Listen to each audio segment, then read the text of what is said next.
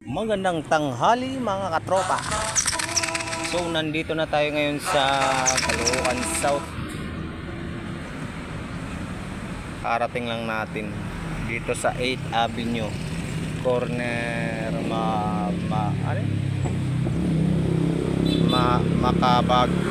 Makabagdal 8th Street AD Jesus. Kakarating lang natin, sobrang init.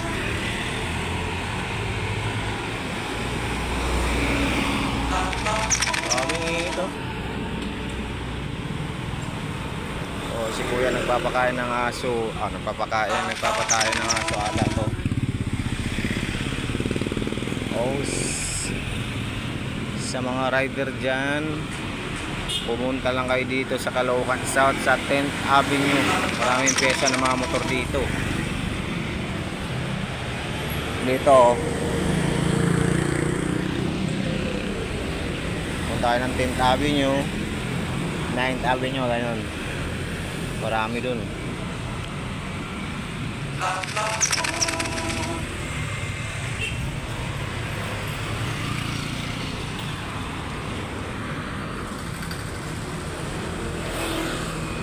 Walang mga rider dito ah.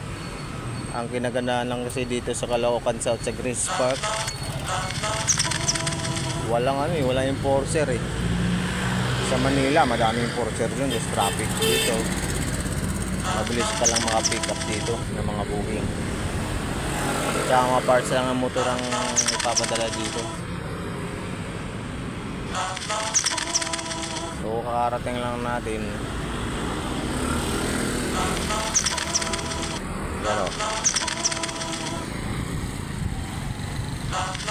yan sa AD Jesus sa Caloocan South Grace Park.